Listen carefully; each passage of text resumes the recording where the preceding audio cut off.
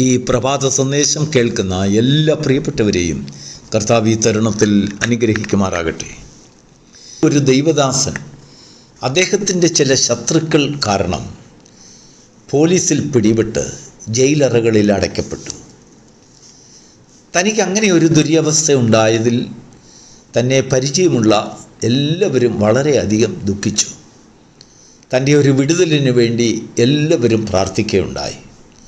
ദേശത്ത് തന്നെ അറിയാവുന്നവരും പല സഭകളിലും കുടുംബങ്ങളിലുമൊക്കെ കണ്ണുനീരും പ്രാർത്ഥനയും ഉപവാസവും വളരെയധികം ശക്തിയോടെ ഉയരുകയുണ്ടായി.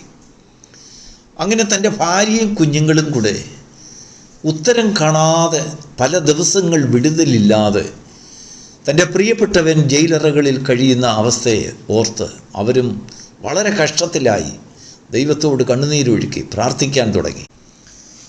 എന്നാൽ ചില ദിവസങ്ങളോളം ദൈവം ആ പ്രാർത്ഥന കേട്ടില്ല. ഒരു ദിവസം പ്രിയപ്പെട്ട സഹോദരിയോട് ദൈവത്തിൻ്റെ ആത്മാവ് ഇടപെടുകയുണ്ടായി. അവരോട് ദൈവാത്മാവ് ചോദിച്ചു, നീ നിൻ്റെ ഭർത്താവിന് വേണ്ടി കണ്ണുനീരൊഴുക്കി പ്രാർത്ഥിക്കുന്നു, അവൻ്റെ വിടുതലിന് വേണ്ടി നീ ആഗ്രഹിക്കുന്നു. നിൻ്റെ ആഗ്രഹം എല്ലാം നിൻ്റെ ഭർത്താവിനെ വിടുവിക്കുന്നതിന് വേണ്ടിയാണ്.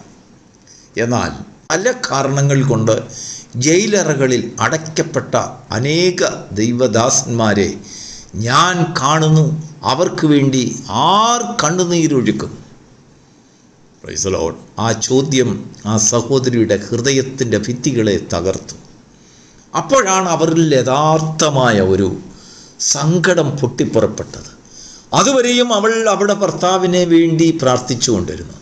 പ്രാർത്ഥിച്ചവരെല്ലാം ദൈവദാസൻ്റെ വിടുതലിന് വേണ്ടി പ്രാർത്ഥിക്കുകയാണ്. ഉപവാസങ്ങൾ നടക്കുന്നതെല്ലാം അതിനു വേണ്ടിയാണ്, അദ്ദേഹത്തിൻ്റെ വിടുതലിന് വേണ്ടി, ദൈവം അത്ഭുതം പ്രവർത്തിക്കുന്നതിന് വേണ്ടി പ്രാർത്ഥിക്കുകയാണ്. എന്നാൽ ദൈവത്തിൻ്റെ ആത്മാവ് അവളോട് സംസാരിച്ചത്, അനേക കുറ്റം ചെയ്തവർ ജയിലറകളിൽ രക്ഷയ്ക്കായി കാക്ഷിക്കുന്നു, മാനസാന്തരത്തിൻ്റെ അനുഭവത്തിൽ കൂടെ കടന്നു പോകുന്നു, അവർക്ക് വേണ്ടി ആർ നിലവിളിക്കും? Praise the Lord. പ്രാർത്ഥനയുടെ സ്റ്റൈൽ മാറാൻ തുടങ്ങി. പ്രാർത്ഥന എന്തിനു വേണ്ടി എന്നുള്ളതായ യഥാർത്ഥ ബോധം ആ സഹോദരിയിലും കുഞ്ഞുങ്ങളിലും കൂടെ പ്രതിഫലിക്കാൻ തുടങ്ങി. ഇവിടെ നാം ശ്രദ്ധിക്കേണ്ടതായ ഒരു കാര്യം, പലപ്പോഴും നാം നമുക്ക് വേണ്ടി പ്രാർത്ഥിക്കുന്നവരാണ്, നമ്മുടെ പ്രിയപ്പെട്ടവർക്ക് വേണ്ടി കണ്ണുനീരൊഴുക്കുന്നവരാണ്, നമ്മുടെ കുഞ്ഞുങ്ങൾക്ക് വേണ്ടി പ്രാർത്ഥിക്കുന്നവരാണ്. എന്നാൽ ദേശത്തിന് വേണ്ടി പ്രാർത്ഥിക്കുവാൻ ആരുണ്ട്? അനേക നിർദോഷികൾക്ക് വേണ്ടി പ്രാർത്ഥിക്കുവാൻ ആരുണ്ട്? പാപികൾക്ക് വേണ്ടി പ്രാർത്ഥിക്കുവാൻ ആരുണ്ട്?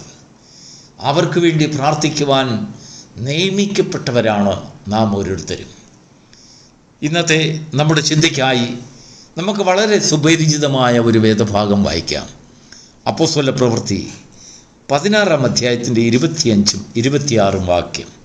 അർദ്ധരാത്രിക്ക് പൗലോസും ശീലാസും പ്രാർത്ഥിച്ച് ദൈവത്തെ പാടി സ്തുതിച്ചു. തടവുകാർ ശ്രദ്ധിച്ചു കൊണ്ടിരുന്നു. പെട്ടെന്ന് വലിയൊരു ഭൂകമ്പമുണ്ടായി. കാരാഗ്രഹത്തിൻ്റെ അടിസ്ഥാനം കുലുങ്ങി, വാതിലൊക്കെയും തുറന്നുപോയി. അതിനുശേഷം എഴുതിയിരിക്കുന്ന വാക്ക് ശ്രദ്ധിക്കുക, എല്ലാവരുടെയും ചങ്ങല അഴിഞ്ഞു വീണു. Price the Lord. വളരെ സുപരിചിതമായ ഒരു വചനം. നമുക്കറിയാം, പൗലോസും ശീലാസും അവർ ഒരു കുറ്റം ചെയ്തത് കൊണ്ടല്ല കാരാഗൃഹത്തിലാക്കപ്പെട്ടത്, സുവിശേഷ നിമിത്തമാണ്. അനേകരുടെ രക്ഷയ്ക്ക് വേണ്ടിയുള്ള സുവിശേഷം കവലകളിലും പള്ളികളിലും 4 പേരുടെ കൂടുന്നതായ ചന്തസ്ഥലങ്ങളിലുമൊക്കെ പ്രസിദ്ധമായി സംസാരിച്ചത് കുറ്റം കൊണ്ട് സുവിശേഷത്തിൻ്റെ വിരോധികൾ അവരെ പിടിച്ച് ജയിലറകളിലാക്കിയിരിക്കുകയാണ്. തടവുകാർക്ക് സാധാരണ കൊടുക്കുന്ന ശിക്ഷയേക്കാൾ അതികഠിനമായി അവരെ പരിരക്ഷിക്കണമെന്ന വാക്കുകൊണ്ട് കാരാഗ്രഹ പ്രമാണി അവർക്ക് വേണ്ടി കൊടുത്തതോ അകത്തെ കാരാഗ്രഹത്തിൻ്റെ ഉള്ളിലുള്ളതായ ആമത്തിൽ അവരുടെ കാലുകളെ ബന്ധിച്ചു ചങ്ങലയിട്ട് ബന്ധിച്ചിരിക്കുകയാണ്. കാലുകളെല്ലാം മുറിഞ്ഞ് രക്തമൊഴുകുകയാണ്. ഒരു ദിവസം അർദ്ധരാത്രിയിൽ ദൈവത്തിൻ്റെ ആത്മാവ് അവരെ തട്ടി ഉണർത്തി. പൗലോസിനോടും ശീലാസിനോടും പറഞ്ഞു, നോക്കൂ, ഈ തടവുകാരിലേറെ പേരും ക്രിമിനൽ കുറ്റവാളികളാണ്, കൊലപാതകം ചെയ്തവരാണ്, മോഷണക്കാരാണ്, വ്യഭിചാരികളാണ്, പിടിച്ചുപറിക്കാരാണ്, അങ്ങനെ അകൃത്യം കൊണ്ടും അകൃത്യമില്ലാതെയും പാപം ചെയ്തും പാപം ചെയ്യാതെയും നിർദോഷികളുമായിട്ടുള്ള അനേകർ കിടക്കുന്ന കാരാഗ്രഹം. അവിടെ നിനക്കൊരു ഡ്യൂട്ടിയുണ്ട്. എന്താണെന്നറിയാമോ? സകലരും കാണെ കേൾക്കെ പാടി സ്തുതിച്ച് പ്രാർത്ഥിക്കണം. അപ്പോൾ ഒരു പക്ഷെങ്കിൽ പൗലോസും ശീലാസും പ്രാർത്ഥിച്ച പ്രാർത്ഥന ഏതായിരിക്കും? ആ പ്രാർത്ഥന കേട്ടപ്പോൾ അർദ്ധരാത്രിയിൽ ഉറങ്ങിക്കിടന്ന തടവുകാരെല്ലാം ചാടി എഴുന്നേറ്റു. കാരണം അവർക്ക് വേണ്ടി അവർക്ക് പരിചയമില്ലാത്ത ഒരു വ്യക്തി പ്രാർത്ഥിക്കുന്ന ശബ്ദം അവർ കേട്ടപ്പോൾ അവർക്ക് ഉറങ്ങാൻ കഴിഞ്ഞില്ല. അവരുടെ ഹൃദയം തകർന്നു. അവർ എഴുന്നേറ്റിരുന്ന് ഈ പ്രാർത്ഥന ശ്രദ്ധിക്കുകയാണ്. അവരോട് ഒരു പ്രാവശ്യം പോലും സംസാരിച്ചിട്ടില്ലാത്ത രണ്ട് വ്യക്തികൾ വന്ന് കാരാഗ്രഹത്തിൽ മുറിവേറ്റ് കിടന്നും കൊണ്ട് അവർക്ക് വേണ്ടി പ്രാർത്ഥിക്കുന്നു. പൗലോസിനും ശീലാസിനും വേണ്ടി അല്ല പ്രാർത്ഥിച്ചത്. അവിടെ പാടുകയും പ്രാർത്ഥിക്കുകയും ചെയ്തതെല്ലാം ആ തടവുകാരുടെ രക്ഷയ്ക്ക് വേണ്ടി അവിടെ വലിയൊരു പ്രാർത്ഥന നടന്നു. അതിൻ്റെ പരിണിത ഫലമായി സംഭവിച്ചതോ പെട്ടെന്നൊരു ഭൂകമ്പമുണ്ടായി. ആ കാരാഗ്രഹത്തിൻ്റെ അടിസ്ഥാനം ഇളകി, കതകുകൾ തുറന്നു. ഇതാ സകലരുടെയും എല്ലാവരുടെയും ചങ്ങല അഴിഞ്ഞുപോയി. എന്നാൽ ഈ പ്രാർത്ഥനയ്ക്കും പാട്ടിനും തടസ്സം ചെയ്യാതിരിക്കത്തക്കവണ്ണം കാരാഗ്രഹ പ്രമാണിക്ക് ഗാഠനിദ്ര ദൈവം കൊടുത്തു. Price the Lord.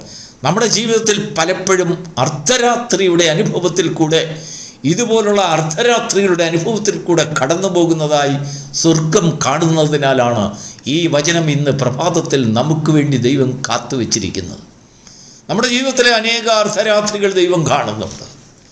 നാം അത്ര സുഖത്തോടും ബലത്തോടും അല്ലെങ്കിൽ പ്രഭാതങ്ങൾ അനുഭവിക്കുകയല്ല.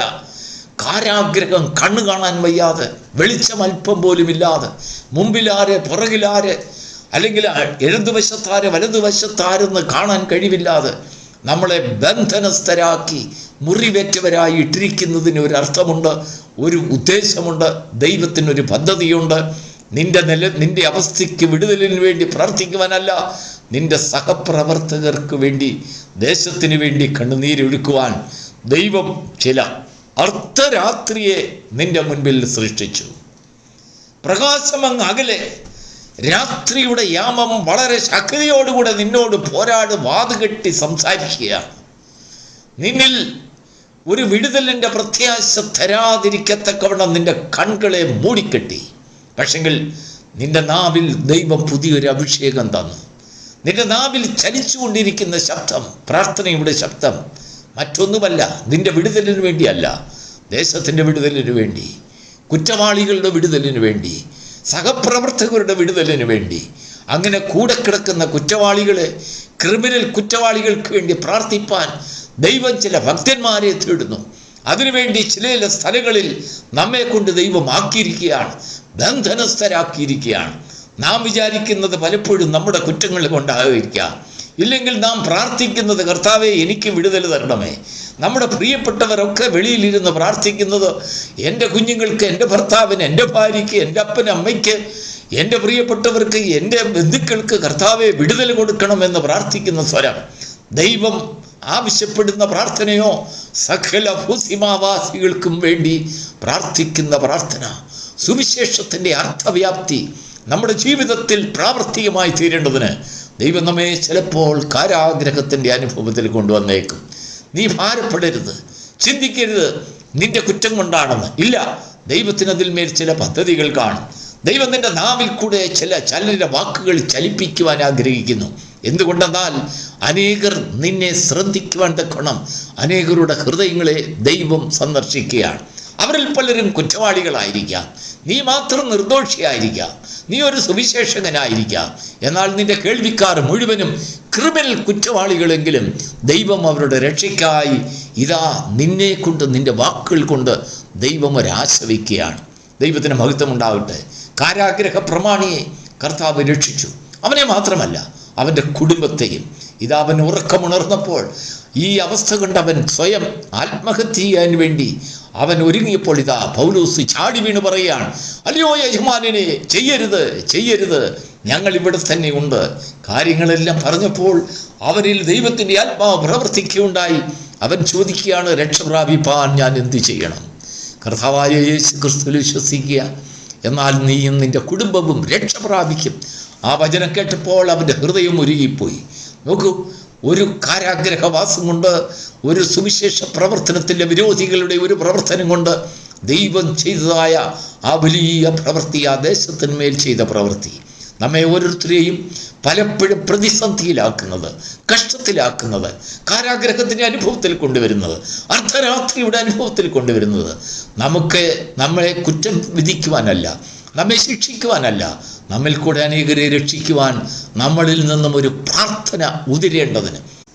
പ്രിയപ്പെട്ട ദൈവത്തിൻ്റെ മക്കളെ, നാം അനുഭവിക്കുന്ന കഷ്ടങ്ങളും നാം അനുഭവിക്കുന്ന പ്രയാസങ്ങളും അത് പലപ്പോഴും നമ്മോടുള്ള ദൈവത്തിൻ്റെ കോപം കൊണ്ടായിരിക്കില്ല. ആ പ്രയാസങ്ങളുടെ മധ്യത്തിൽ നാം ദൈവത്തെ പാടി സ്തുതിക്കുന്നത് അനേകരുടെ രക്ഷയ്ക്ക് കാരണമായിത്തീരുന്നു. കഷ്ടങ്ങളിൽ സന്തോഷിക്കുന്ന ഒരു കൂട്ടം ജനങ്ങളുണ്ട്, അല്ലെങ്കിൽ അനേക യാതനകളിൽ കൂടെ കടന്നുപോയിരുന്നാലും ശരി, അവിടെയൊക്കെയും പ്രാർത്ഥിക്കുകയും പാടുകയും ചെയ്യുന്ന ഒരു കൂട്ടം ഭക്തന്മാർ ഈ ഭൂമിയിലുണ്ടെന്ന് ദൈവത്തിന് ചില കുറ്റവാളികളെ കാണിച്ച് അവരുടെ ഹൃദയത്തെ തകർക്കണം, അവരെ രക്ഷിക്കണം, അവരെ ദൈവത്തിന് പ്രയോജനപ്പെടുത്തണം. അതിനുവേണ്ടി ഒരു പക്ഷെങ്കിൽ നമ്മെ ഓരോരുത്തരെയും ദൈവം ഉപയോഗിക്കുന്നതാകാം. അങ്ങനെയുള്ള ഒരു ഉപയോഗത്തിനായി ദൈവത്തിൻ്റെ കയ്യിലിണങ്ങിയ അമ്പുകളായി, ഉപകരണങ്ങളായി ശോഭിക്കപ്പെടുവാൻ നാമും നമ്മുടെ കുടുംബവും ഒരുക്കപ്പെടുന്നുണ്ടെങ്കിൽ അത് അനേകർക്ക് രക്ഷയ്ക്ക് കാരണമാകും. സ്വർഗം നമ്മെക്കുറിച്ച് സന്തോഷിക്കുന്നതിന് കാരണമായി തീരും. God bless you.